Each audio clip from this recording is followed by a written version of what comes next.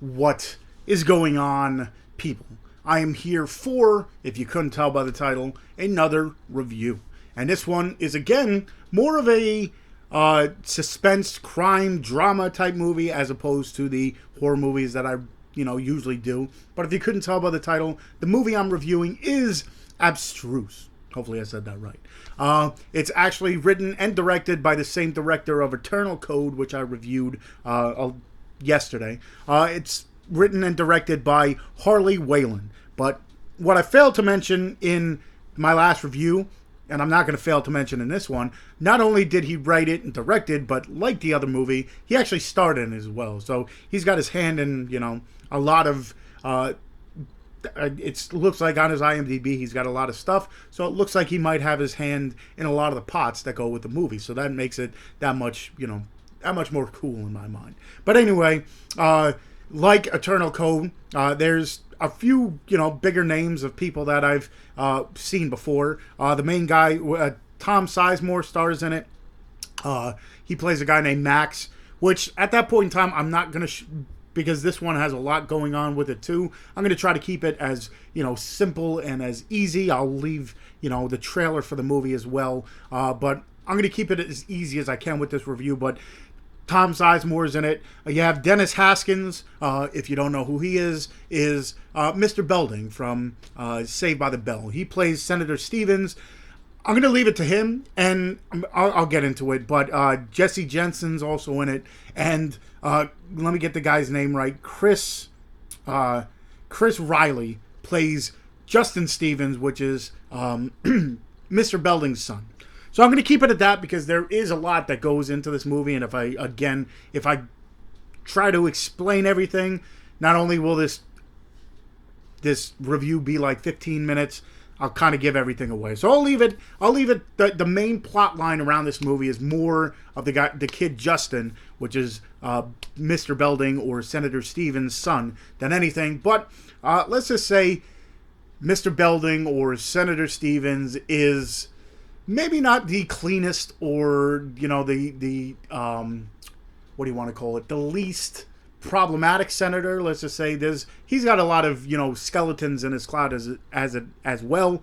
But let's just say his son didn't fall too far from the tree, and maybe even further, because let's just say the son has some dealings that the senator kind of wants to brush under the rug, because it just seems like this kid continues just to get worse and worse and worse. You see him get himself into this situation. You see a few girls get themselves into a situation.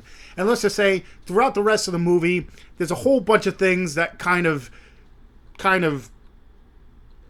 that are trying to clean this whole situation up. You got one side that knows what happens. You got the other side. Well, technically, the other side knows what happens too, but they're trying to, clean their tracks any way they can. So whether it be, some henchmen, whether it be some people you did not expect to be, on a payroll kind of deal, if you would call it. Let's just say there's a situation that goes on, and two parties are trying to either, show what happened or trying to hide the situation.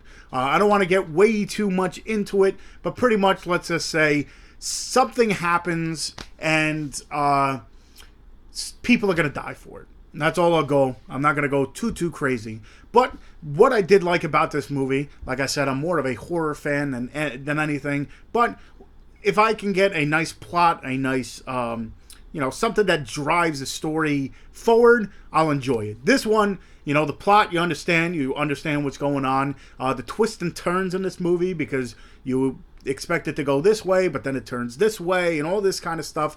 And just the complete, I don't want to say downfall, but you watch this character, Justin, just kind of, as the movie progresses, you just see his mental state get worse and worse and worse and worse.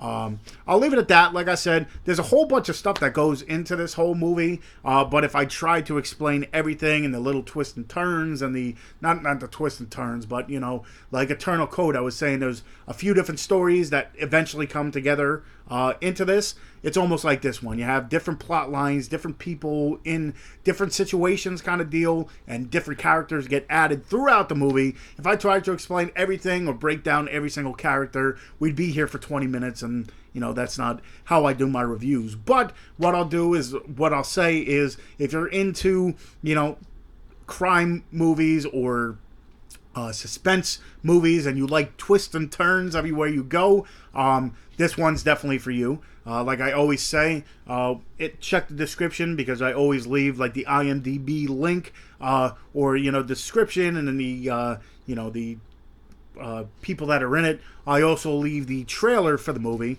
I looked for a physical copy of this movie. As you could tell, usually with my reviews, if I have it, I would hold it up. But this one, I don't have a physical copy. I actually watched a screener for it. I looked to see if it was out on physical copy yet. It wasn't, but it does have a digital release. I saw it on Amazon Prime, so if you want to rent it or you want to buy it digitally, they do have it on Amazon. So what I'll do is I'll leave the link to that page so you can check it out.